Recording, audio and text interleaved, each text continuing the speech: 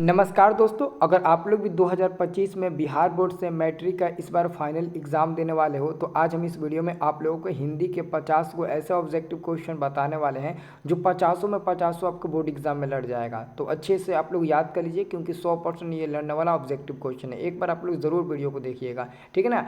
और आप लोग अगर मेरा जितना भी ऑब्जेक्टिव क्वेश्चन का वीडियो आता है अगर देख लेते हो ना तो बोर्ड एग्जाम में एक भी ऑब्जेक्टिव क्वेश्चन आपका गलती नहीं होगा। ये हम चैलेंज आपको देते हैं क्योंकि मैं 3 सालों से दोस्तों बता रहा हूँ ऑब्जेक्टिव लगातार बोर्ड एग्जाम में हर बार लड़ ही जाता है मेरा, ठीक है। तो अच्छे से आप लोग याद करिएगा ज़रूर।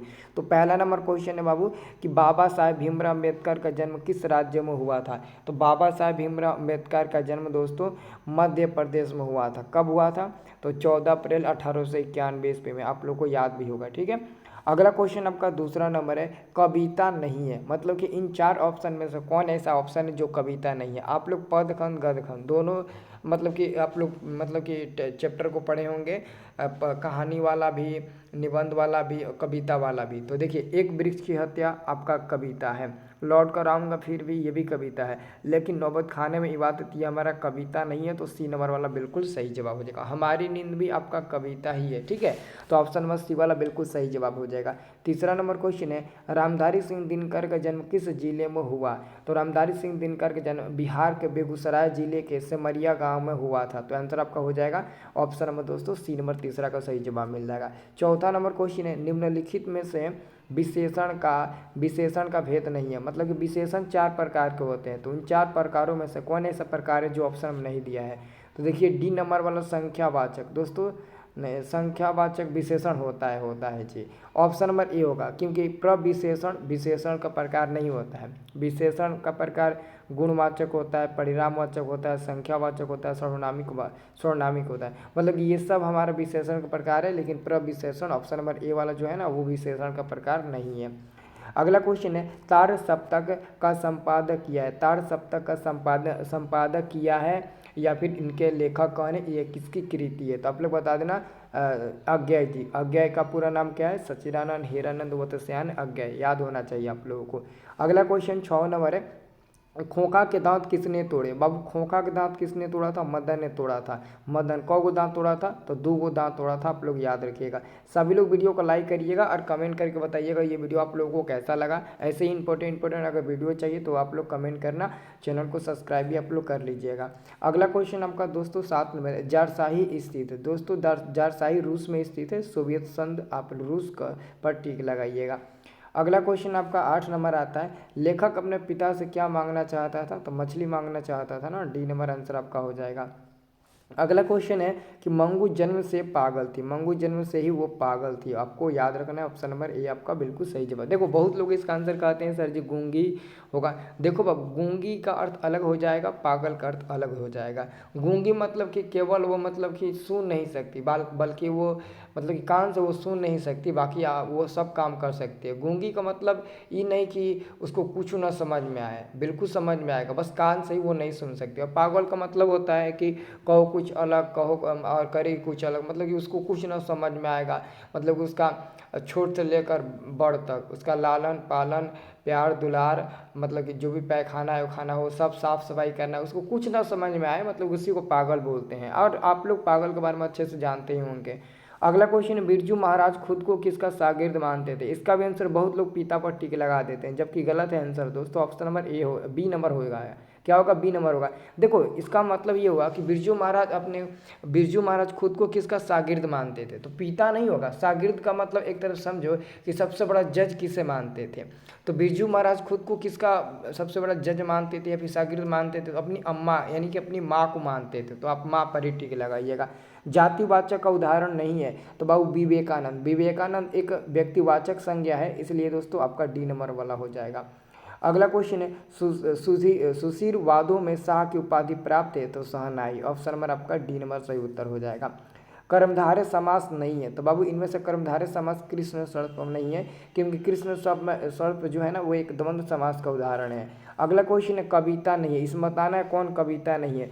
बाबू स्वदेशी, हमारी भारत माता, ये तीनों का तीनों कविता है, लेकिन जो ऑप्शन नंबर ए में है ना अभिनय, ये हमारा कविता नहीं है। ऑप्शन नंबर ए सही जवाब हो जाएगा। अगला क्वेश्चन है, विशेषण की विशेषता बतलाने वाले शब्द को कहते हैं, तो प्रविशेषण कहते हैं। ऑप्शन नंबर सी सही जवाब हो जाएगा। 16 नंबर क्वेश्चन है, संधि के भेद होते हैं। दोस्तों संधि के 3 भेद होते हैं, स्वर संधि, व्यंजन संधि और विसर्ग संधि। अच्छे से याद रखिएगा, सभी लोग अच्छे से याद रखिएगा, ठीक है ना। और देखिए जी, 2025 बोर्ड एग्ज़ाम की आप तैयारी कर रहे हैं और आप लोग का भी अभी तक अच्छे तरीके से तैयारी नहीं हो पाया है, तो आप लोग बिल्कुल टेंशन मत लीजिए। बहुत लोगों को ना टेंशन हो जाता है कि क्या याद करे, क्या पूछेगा, कैसे पढ़ाई करे, कुछ ना समझ में आता है।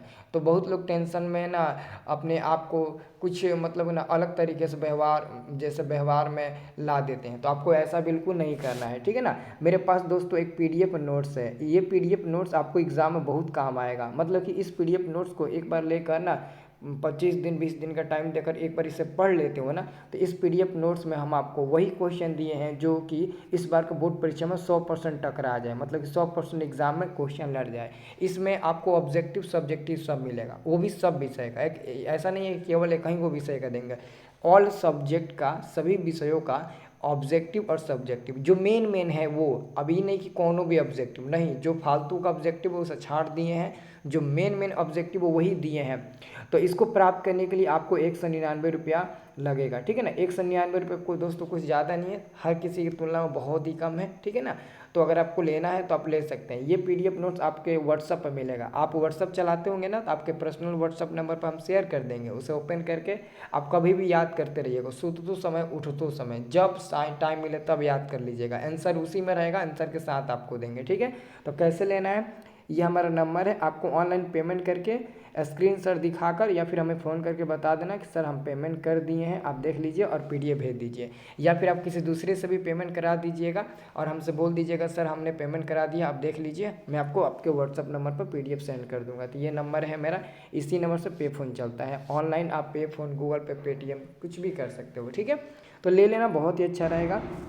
अगला क्वेश्चन आपका है 17 नंबर क्वेश्चन है, बहादुर कहाँ का रहने वाला था। तो बहादुर बाबू नेपाल का रहने वाला था। आंसर हो जाएगा आपका सी नंबर, बिल्कुल सही जवाब हो जाएगा। अगला क्वेश्चन आपका है, रामविलास शर्मा का जन्म। दोस्तों रामविलास शर्मा का जन्म 10 अक्टूबर 1912 ईस्वी में हुआ था। ऑप्शन नंबर डी हो जाएगा बिल्कुल सही जवाब। परिणामवाचक विशेषण, दोस्तों परिणामवाचक विशेषण थोड़ा सा मतलब कि नापी तौली जाने वाली वस्तुओं का बोध हो ना, उसे हम लोग परिणामवाचक कहते हैं। ऑप्शन नंबर बी हो जाएगा। अगला क्वेश्चन है, ढहते विश्वास कहानी की प्रमुख पात्र है। तो ढहते विश्वास दोस्तों कहानी का ढहते विश्वास मतलब कि सातकोड़ी होता है इस पाठ के लेखक है। और इस पाठ में प्रमुख कहानी का प्रमुख जो पात्र है ना वो कौन है, तो आपको याद है लक्ष्मी है, जिनके पति लक्ष्मण कलकत्ता में नौकरी करते हैं। आंसर आपका सी नंबर हो जाएगा। अगला क्वेश्चन है, हजारी प्रसाद द्विवेदी द्वारा रचित पाठ है। हजारी प्रसाद द्विवेदी जी के द्वारा रचा गया पाठ है, नाखून क्यों बढ़ते हैं। और हजारी प्रसाद द्विवेदी जी का जन्म 1907 ईस्वी में हुआ था। अबिनियो किस देश में है दोस्तों, अबिनियो दोस्तों दक्षिणी फ्रांस में है। ऑप्शन नंबर बी हो जाएगा, दक्षिणी फ्रांस में अबिनियो है। ऑप्शन नंबर आपका बी हो जाएगा 22 का। अब देखिए दोस्तों आपका 23 नंबर क्वेश्चन, ज्योतिर्मय उदाहरण है। दोस्तों ज्योतिर्मय जो है ना वो विसर्ग संधि का उदाहरण होता है। ऑप्शन नंबर सी हो जाएगा। अगला क्वेश्चन आपका दोस्तों 24 नंबर, जहाँ दोनों पद प्रधान हो वहाँ द्वंद्व समास होता है। तो यहाँ पर द्वंद्व समास आप टिक लगाइएगा, डी नंबर वाला सही जवाब हो जाएगा। अगला क्वेश्चन है, विद्यालय का संधि विच्छेद क्या होगा। दोस्तों विद्यालय का संधि विच्छेद होता है विद्या प्लस आलय, यानी कि ऑप्शन नंबर आपका दोस्तों 25 का ए नंबर वाला बिल्कुल सही जवाब हो जाएगा। विद्या प्लस आलय, विद्यालय का संधि विच्छेद होता है विद्या प्लस आलय। आपका 25 का ऑप्शन नंबर ए बिल्कुल सही जवाब हो जाएगा। 26 नंबर क्वेश्चन है, द्वितीय महायुद्ध में परमाणु बम गिराया गया था। तो हिरोशिमा मतलब कि जापान के हिरोशिमा नागासाकी। आपको याद है ना, दो परमाणु बम, एक हिरोशिमा जापान के हिरोशिमा पर, एक नागासाकी पर। ऑप्शन नंबर आपका ए हो जाएगा जापान। अगला क्वेश्चन है दोस्तों 27 में, नाखून प्रतीक है। दोस्तों नाखून पार्श्विक वृत्ति का प्रतीक होता है। 27 का ऑप्शन नंबर ए हो जाएगा। 28 नंबर प्रश्न है, सेन साहब की कार की कीमत। सेन साहब की कार की कीमत 7,500 है। 7,500 मतलब कि 7,500। और ब्लैक कलर की कार थी, इनकी जो कार थी ना उसका रंग था ब्लैक कलर। अगला क्वेश्चन है, 20 के दांत पाठ की विद्या है। दोस्तों 20 के दांत जो आपका पाठ है ना वो एक कहानी है। ऑप्शन नंबर आपका डी नंबर हो जाएगा। अगला क्वेश्चन, बाढ़ की समस्या कहानी के केंद्र में है। तो ढहते विश्वास, क्योंकि ढहते विश्वास में ही बाढ़ की समस्या के बारे में वर्णन किया गया है, उड़ीसा वाले। अगला क्वेश्चन है, प्रगतिशील साहित्य का संबंध होता है तो मार्क्स के विचारों से। ऑप्शन नंबर आपका सी नंबर सही जवाब हो जाएगा। लक्ष्मी का पति कहाँ नौकरी करता था, तो कलकत्ता में नौकरी करता था और लक्ष्मी के पति का नाम था लक्ष्मण। अगला क्वेश्चन है पुरुषवाचक सर्वनाम का भेद नहीं है, तो ऑप्शन नंबर आपका हो जाएगा डी नंबर। देखो पुरुषवाचक सर्वनाम का भेद होता है उत्तम पुरुष, मध्यम पुरुष, अन्य पुरुष, लेकिन निश्चयवाचक पुरुष नहीं होता है इसका प्रकार। अगला क्वेश्चन बिरजू महाराज का संबंध दोस्तों कथक नृत्य से है, सी नंबर वाला आंसर मिल जाएगा। अगला क्वेश्चन 35 नंबर बहादुर का पूरा नाम, बहादुर का पूरा नाम है दिल बहादुर। 35 नंबर क्वेश्चन का ऑप्शन नंबर ए बिल्कुल सही जवाब हो जाएगा। 36 नंबर क्वेश्चन है राम नाम बिनु बिरथी जगी जन्मा, यह पंक्ति की है, तो गुरु नानक की है। ऑप्शन नंबर आपका 36 का ए नंबर वाला बिल्कुल करेक्ट उत्तर हो जाएगा। अगला क्वेश्चन आपका है 37 नंबर कर्मधारय समास। दोस्तों कर्मधारय समास जैसे चंद्रमुख है, चंद्रमुख में आपका क्या है कर्मधारय समास है। कहानी है, इसमें आपको बताना है कौन कहानी है। देखिए नाखून क्यों बढ़ते हैं, ये ललित निबंध है। परंपरा का मूल्यांकन में निबंध है। नवद खाने में इबादत, ये भी कहानी नहीं है, ये लेखा चित्र है शायद। लेकिन ऑप्शन में जो बी नंबर में दिया ना बहादुर, बहादुर एक कहानी है, बहादुर पाठ जो है ना वो कहानी है। नागरी लिपि पाठ के लेखक कौन है, दोस्तों नागरी लिपि पाठ के लेखक गुणाकर मूल्य, और नागरी लिपि भी एक प्रकार का निबंध ही है। और गुणाकर मूल्य का जन्म हुआ था कहाँ पर, तो महाराष्ट्र में हुआ था। अज्ञाय का पूरा नाम, दोस्तों यहाँ पर अज्ञाय का पूरा नाम पूछा है। अज्ञाय का पूरा नाम होता है सच्चिदानंद हीरानंद वत्स्यायन अज्ञाय। डी नंबर वाला सही जवाब मिल जाएगा। अगला क्वेश्चन बिस्मिल्लाह खां का संबंध, दोस्तों विश्व प्रसिद्ध बिस्मिल्लाह खां का जन्म बिहार राज्य के डुमरांव में हुआ था, और ये शहनाई वादक बिस्मिल्लाह खां शहनाई वादक, हाँ ऑप्शन नंबर आपका डी नंबर वाला बाबू बिल्कुल सही जवाब हो जाएगा। पपति किस कहानी की पात्र है, तो नगर, ऑप्शन नंबर आपका बी हो जाएगा। नगर पाठ के लेखक कौन है, सुजाता है, ऑप्शन नंबर बी वाला हो जाएगा। इबादत का अर्थ है दोस्तों, इबादत का अर्थ होता है उपासना, ऑप्शन नंबर आपका ए नंबर बिल्कुल सही जवाब हो जाएगा। सेन साहब की आंखों का तारा है, तो सेन साहब की आंखों का तारा है खोखा। खोखा का दूसरा नाम क्या है, तो कासू है। खोखा का दूसरा नाम क्या होता है, कासू होता है, इसे याद रखिएगा। अगला क्वेश्चन आप लोगों से पूछा गया है कि हिंदी लिखी जाती है, दोस्तों हिंदी तो देवनागरी लिपि है ना, इसलिए हिंदी को देवनागरी लिपि में हम लोग रखते हैं। ये नंबर आपका आंसर हो जाएगा 45 का, देख लीजिए।